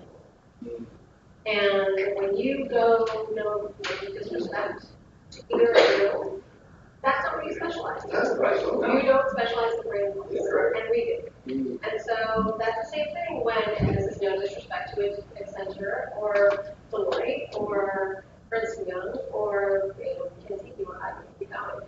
Like, they don't understand brand voice either. So you have that on one meeting.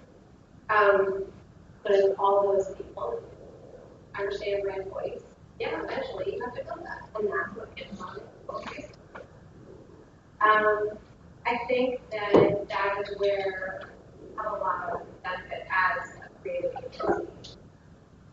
I think that we are so, especially with our positioning in Futures Reimagined and thinking about how, like, what we do now, like, thinking about the future, working backwards, and then how we attack the brand. We are getting better at inserting digital and thinking about emerging technology and product. And so you could say that eventually, someday, agencies will be relevant. And they will if they don't figure out how to integrate emerging technology into their offering. It's funny, I was having a conversation dialogue. A colleague of mine, we have an internal digital agency called, part of the digital Thompson company, and they're kind of huge. And we were talking about. Was it Chris Image acquisition, right? No, it was Digitaria, Lunchbox Casa, JWT rebranded, and it started probably around 2000. And it does fuel our enterprise solution engine from like creative clients, and they want an enterprise solution. We turn Vera also goes up, and so CMO here,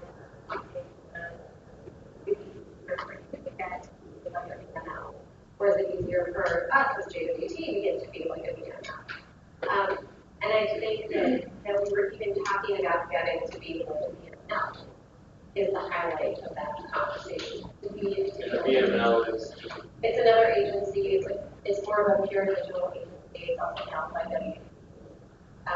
And we have a lot of clients that someone will flip the work. They'll come to us for creative and we'll do social on it. And trying to create, like, put all the work in one house, right? Clients don't want fragmented solutions. So I think it's a really challenging and interesting time for agencies. Especially with this idea about how we integrate technology in. But if people sort of stop out with it. Can I just give you 2 comments on that? Yeah, In that space, we do workshops with agencies on what creativity is not. It's simple as that. And marketers, we sometimes are guilty of commoditizing creativity, but we are generalists generally. We do multiple things. These guys just do creativity. On the flip side of that, creativity, your palette has grown. And your point about not adjusting to modern technology, that's the risk. And I think that's where we kind of need to. AI creative is great if you start with the creative, but you still have to have a good idea to AI evolve. The day AI comes up with a brilliantly insightful next level idea, a Jolly Green Giant, I'm all about it. But we're a long way off that. Well, I think right now, as transparency becomes a larger piece of blockchain, various able to bring that to bear. Agencies will have to shift. Like as I said, you guys are expanding in terms of what your activities have done. But you go back to the creativity. The brands have a specific focus in terms of what they do. Creative agency has a function. The other activities within the agency, maybe it becomes a specialization in terms of data analysis or targeting and all of those aspects. They have a specific role. But maybe some of the other ancillary pieces of banking that have gone on don't have to be. Those can shift to other activities. And you just sort of keep track in terms of what you're doing. Absolutely. And I would also add that, my role as it is today didn't exist 2 years ago. I've crafted this role. And, I've got my colleague here, Angela, who together, we take this on. We have yet to figure out what to call ourselves, but we're somewhere between creative, strategic thinker who knows how to make things and creative technologists. And, on my team, I have everyone from software developers who, front end and back end, who understand code at 15. Me, who understands it at a like they understand like the difference between libraries and languages, but that's okay. It doesn't interfere with what they're doing. But like, it's kind of ridiculous. Like I haven't updated my LinkedIn in forever. But like if you look at it, now they're telling you what time it's in. It's kind of embarrassing, but it has the characteristics of who I was in the past, and not who I am today. And I think that's also another signal of a huge shift with what we're doing, especially in things like JWT, which is going through this rebirth. That Thompson wrestling class that she got GE is like, I don't know what I do. Right. It was really interesting. I would actually add, by the way, what you were saying, we do. I love that argument. That's all right, we've got digital because you've got time, right? Yeah, totally. And like I know what you do at that deep level, like that's gonna work out for us.